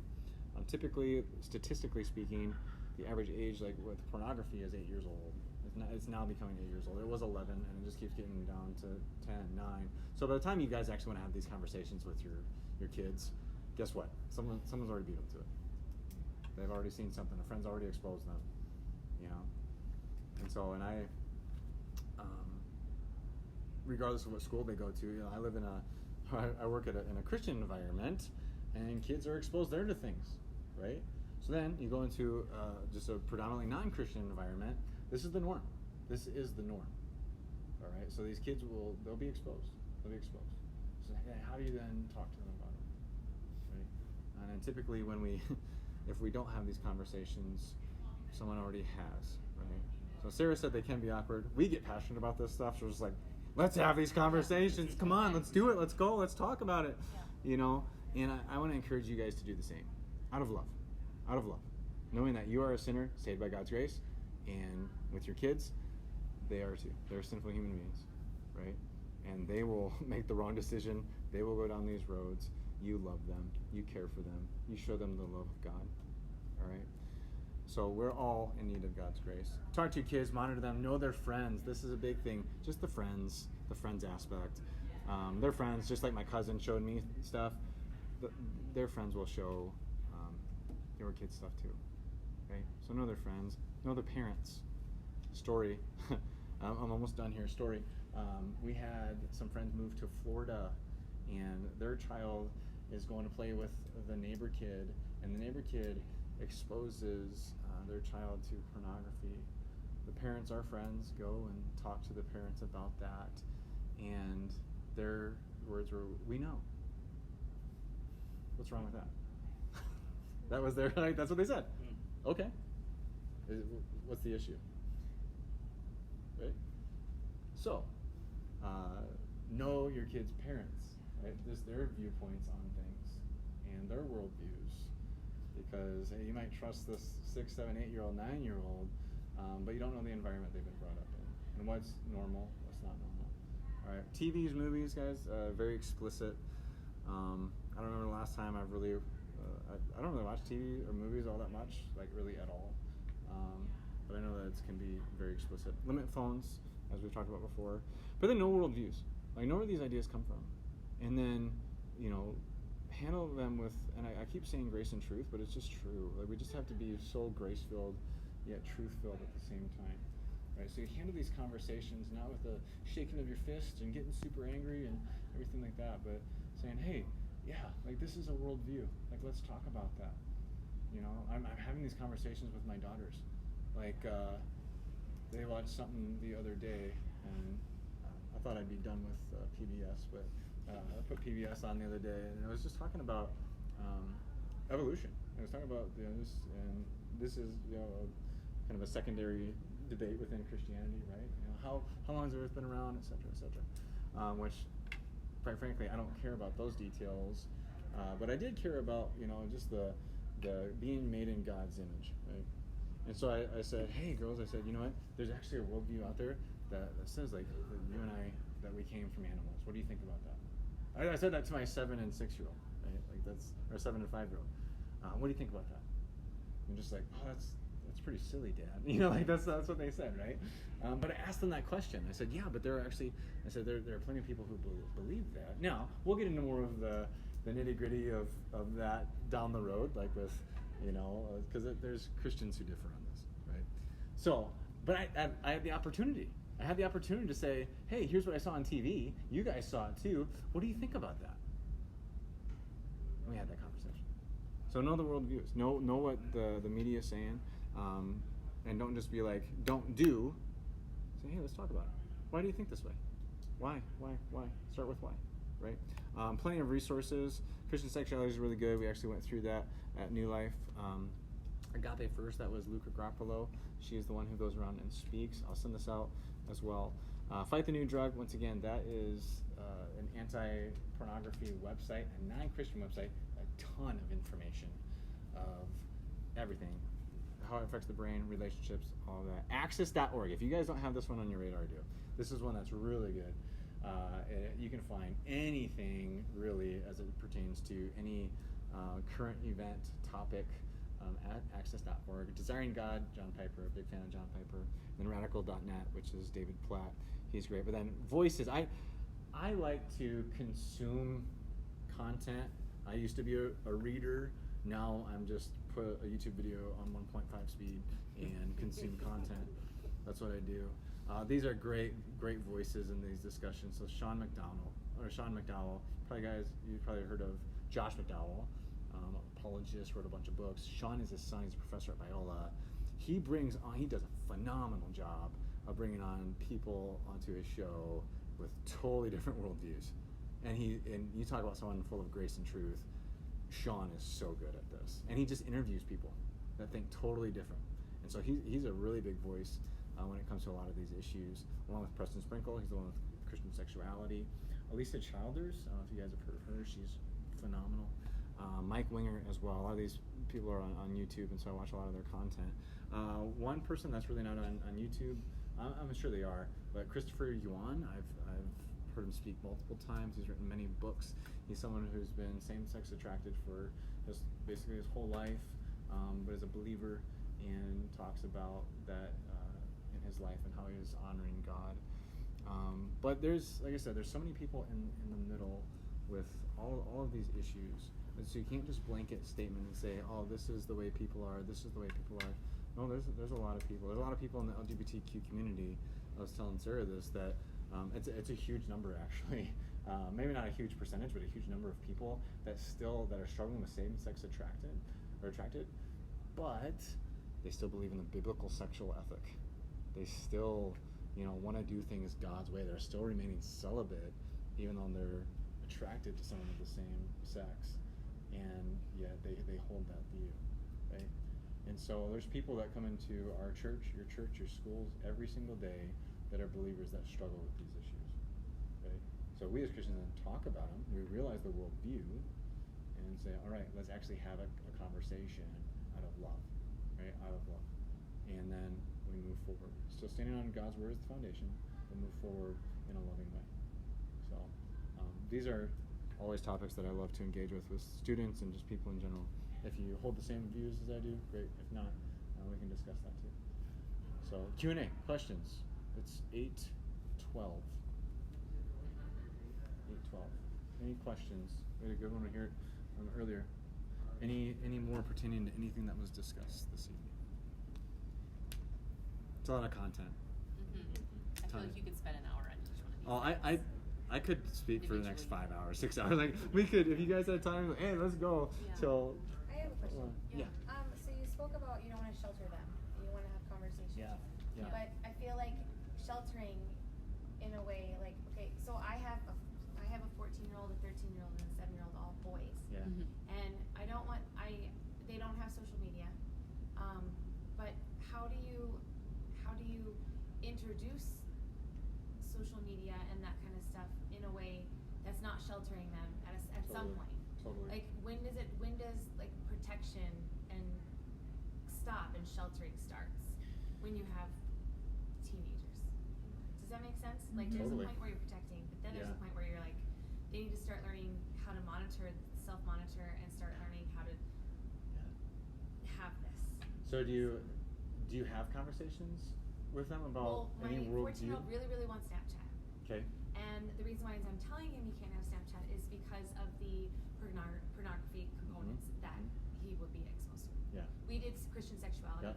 in Mhm. youth group, Mhm. and I went through it with my 2 middle school boys, and I loved it, absolutely Yeah. loved it, and I hope Super youth good. group A does really it again. And if wonderful they don't, resource. I'm just gonna choose to do it with my 7-year-old when he gets up into middle school. But Mhm. so there's great conversations there, but that's the why. But he doesn't care. He still asks almost every day, Mom, did Lindsay Snap? I'm missing out. The football Totally. team has Snap. I'm like, no, the reasons why is because, and I'll show him, because I don't have Snap, so I got it just to try it. I'm like, I will show you. Yeah. You can go to this little button over here, and then these are the things that pop up. You can't handle that. And he goes, okay. But Yeah. it's just. I think there eventually has to come to a point, and I'm realizing this too, because my girls are a lot younger. You eventually have to give the reins over to them and trust Mhm. that God, Yeah. they are under God's sovereignty, right? And then, all right, I'm gonna trust you, okay? And because you know the world of hurt that can happen, right? Yeah. As And they go will down get these roads. hurt. Like we can't protect No. them from Right. everything. And and so I think there just does have to come to a point where you have to let them make their decisions. You've prepared them. That's what God has called you to do. Yeah. Prepare them. Hey, they know the consequences. I think about this all the time. It's like, hey, we're sharing these things with our kids, but eventually I realize that they're going to make their decisions. Yeah. I don't have control over that, right? Yeah. But then also limit their time, right? And then you say, hey, I'm trusting you. If you do this, here's the ramifications of that. We will be monitoring what you do. We will look through your history. We will, Mhm. And so I think if you set those boundaries, right? And then if they break those boundaries, all right, we're taking a step back with the trust. you know, having a phone for a month, or you know, Yeah. and doing it that way.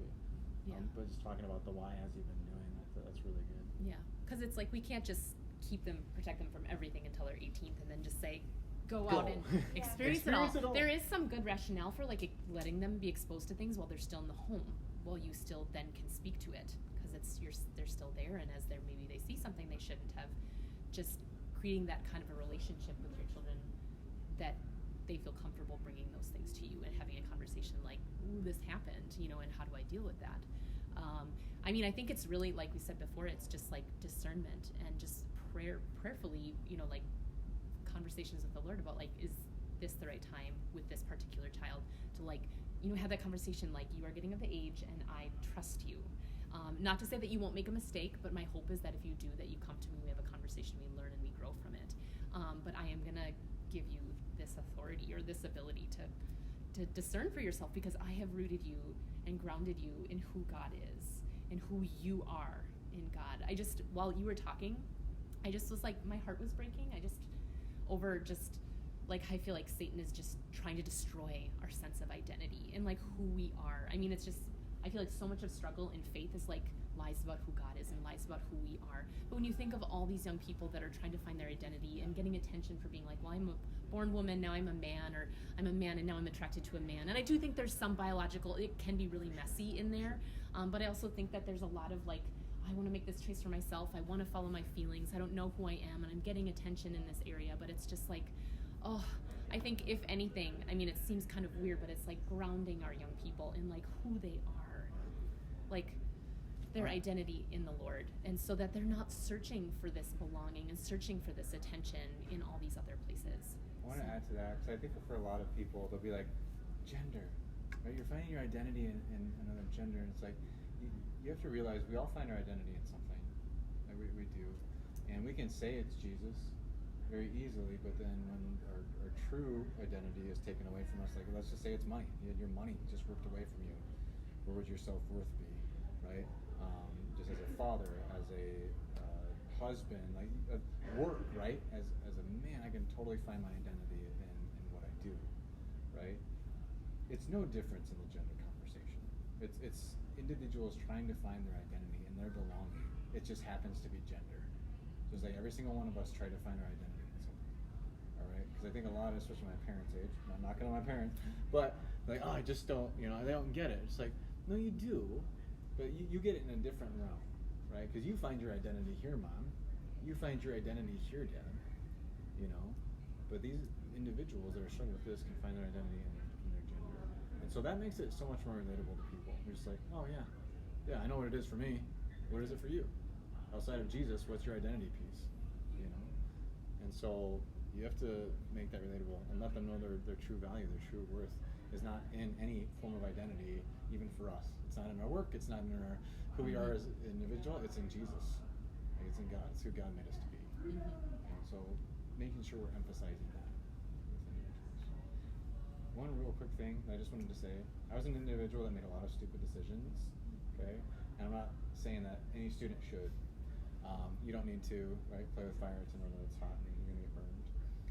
But through all of that, though, too, I would say that I didn't really realize the extent of God's grace in my life until I messed up really bad. And I'm not saying that your kid should mess up really bad. Don't hear me out. I'm not saying that. I'm saying I think a parent's biggest fear is like, what if my kid's going to mess up, right? What if they're going to go down this route? And it's like, hey, I look at my life, God's had his hand on my life big time through stupid decisions, and he's pulled me out of dark places, and thank the Lord for that, right? And so there just has to come a time where they are going to make their own decisions, and when they get out into the world, that's all it is, and they're just going to be tempted left and right, and just hopefully you prepared them, given them enough knowledge to say, hey, this is what could happen, but then it's their decision to remember that. Sarah, I really liked how you were saying before about having clear expectations for your kids, like when you give them the phone and writing up a contract. Yeah. Something that even as my daughter was really little, I really wanted her to make the decisions because that was in her character to make it, and not because I want her to. So my thoughts when you were talking about that is, if you do that contract, talk to your kids, like what are their expectations for themselves? So they're kind of making those micro decisions as they go along with Holding you themselves and accountable. holding themselves accountable, because that's gonna be, you know, Then they own preparing them it. for adulthood. Yeah, I've heard a quote say, "We believe what we hear ourselves say," Yeah. and so if you can get them to say it, you know, like, this is something I want. You know, I just think it really gets rooted in their brain a little bit more. So that's a really good Instead point. of like us being the enemy and forcing these I things know, upon I know. them.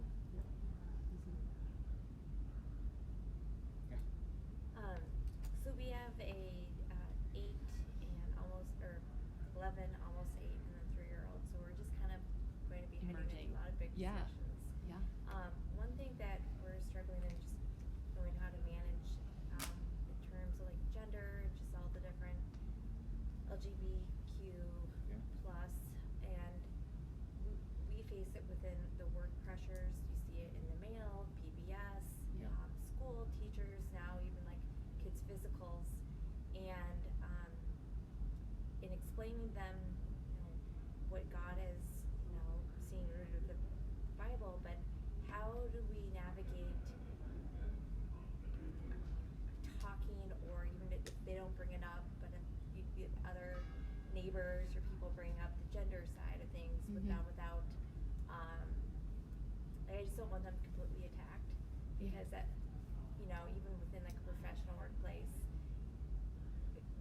it can be very lonely. Like if you don't identify yourself with your Yeah. gender, you're automatically on the opposite end. And I struggle as an adult, mature, versus a child.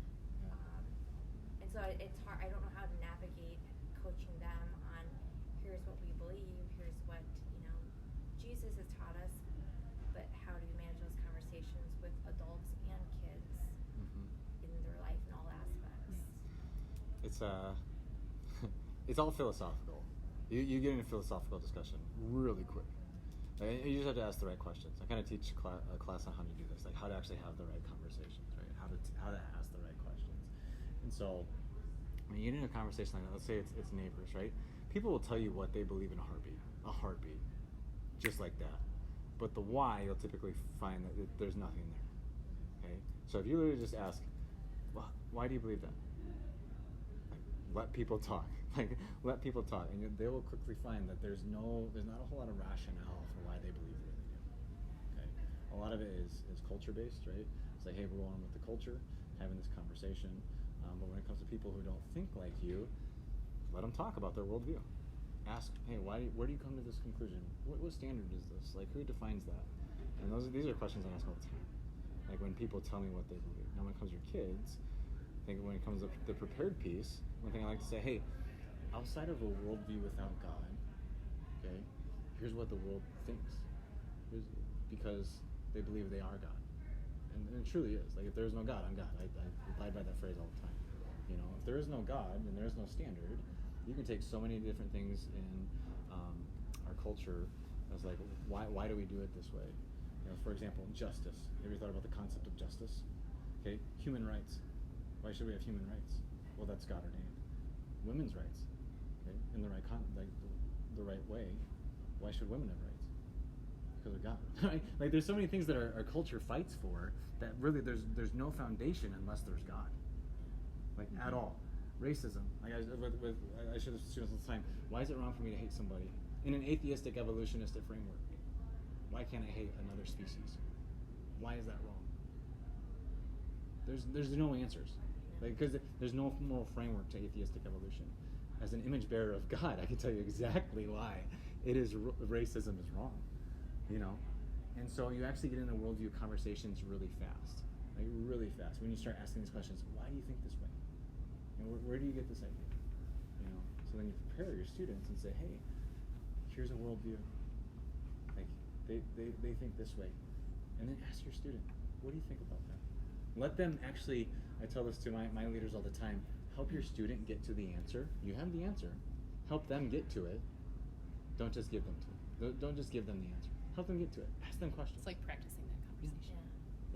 Yeah. Yeah, if they're the kind of personality that you think that they could, if you practice it with them, they could engage someone in conversation, I think that could be a good strategy like you're talking about. Because we are throwing our kids into this very highly like you said, philosophical worldview mess That's all. out there. And unfortunately, they, if we raise them with a certain set of biblical Yeah. ideas, that there's a lot of big feelings around a lot of these topics, for better, for worse, and they can get hurt. And that's just the hard part. It's like God has called us to be set apart. And that also means our children. And I think that sometimes means that they might get hurt, or they might get judged, or they might get yelled at, by someone that believes one way, and then they hear a child and they're like, well, you just don't know, like you've just been hearing this. And it's just, that's hard, and that's scary for us as parents to send our children, our little children that are in their own way, like loving God and out into the world. And so it's just, again, I think I am more and more, as I get older, convinced that it's just like we need to be praying all the time. And it's just like, and we need to seek the voice of the Lord, not that that's easy, or that's a little bit tricky, but it's just like we need more discernment and wisdom, and we need to trust that our children were born for just a time as this. Yep. I love that. If you have feisty children that push back and are stubborn, speak over them and pray over them that God would root them in His truth, and that they would be able to stand firm in the difficulties in this world. Pray that over them. And so just make them be strong. Just pray that over them. God hears every one of those words, and it will not return void. So just trust that. They will experience hard things, and I just pray that they come back to you and share with you those things, and you can kind of, again, be like, I am so proud of you. I love you. The Lord is so proud of you, and this is a hard time in this day and age, in this culture. And I think there have been times biblically where people were persecuted, and not that it's like that again, but I feel like we're going in that direction a little bit more, and that's going to impact our young people as well. But we have to believe that God has put courage in them, and strength and fortitude. I prayed for all of my children that they would have grit and strength for this time. And so let's just trust that for them and do our best, even though we're imperfect parents as well. But really, they're blessings from God. God has given them to us, and so they're His. So just call that out and be like, these are your people, God. And so equip me to pray over them, and equip me to train them with what they need to go out into this world. Because in different personalities, some may engage them with conversation, some of them may just stand strong, and just teaching them we need to love them, because that's their worldview, and that's the best. They're doing the best with what they know, and to them it feels like you fought against their identity, when gender is your identity, as opposed to in God, and you say something against it feels like it's a very personal attack. So it's like that may be received that way from people, and so that they would be people of love for people who have different perspectives and things. And so I say ask a lot of questions. Let people do talking. It doesn't say in Scripture they'll know you're my disciples by how great your worldview knowledge is. It says they'll know you're my disciples by how much you love each other, right? And so when I engage in conversation, I just ask questions and hopefully allow them to get to the realization that a lot of what they believe there's no foundation for. But once again, just pray for them. And Lord, open up their eyes. I'm not going to. Yeah. Hopefully I love them enough and ask them questions. But He's going to be the one that does the same. I have a question. So I know you guys have had a lot of experience with teenagers and adolescents going through puberty. I've found that with my nieces and other girls, and especially when they turn around 15, 16, they kind of go through an individuating stage, particularly with their moms. Mm-hmm. And I just wondering, what's the feedback that you get from girls of this age? What do they wish their mom or their parent would do, or that you talk to them and they just are hurt and they don't feel like they can come to their mom, or is it a necessary step for the individuating process? Or I think there's a biological launching and becoming an emerging adult sort of thing, where they want to start being their own person and do things on their own and show people that they can do it. I think just prayer and just loving them through it, keeping that asking, and having that door open, because I feel like each little girl goes through it differently. Whereas you might find some teen girls who are very immersed in having conversations all the time. There are some that very much will experience that, or even a huge degree. And so to whatever your daughter is going through, and there is some element of that being normal, of a separation and maybe wanting to process things more with friends. And so I think the importance of, again, knowing who their friends are, who are they going to, or do they have, what's that statistic? I think many of you probably know, having 8 supportive, loving adults in your children's lives. The more like sturdy, strong, loving people that are invested in your kids, kind of give them that space where, like, if they don't maybe want to talk to you right now, or just kind of going through like I want to be my own person, that they actually have some other adult resources that they can go to and talk to, where you know that they're going to be getting good advice. But yeah, that helps. From a personal experience, I just I want my parents to. I wish they had shared the why. I wish they had talked about more with me, right? Obviously, I'm not relating to teen girls here. I'm just saying in general, right? Where it's like, hey, I just wish my parents would have, had those conversations, talk through things with me, rather than just here's the law, don't break it. Having that relationship. So it is 8:31. Want to be aware of your time. If you have any questions, email us. Yeah. I love having these conversations. I get into them literally daily, we should include all the our time. contact information. Yes. And I also go to this church, so I really love engaging with people or talking with people. And if any of you ever see me, don't hesitate to just be like, do you remember, like, can I just ask you or get your thoughts? But please just grab me. I'm really open. I love just talking to people. So Thanks for being here, guys. Thank you guys. yeah.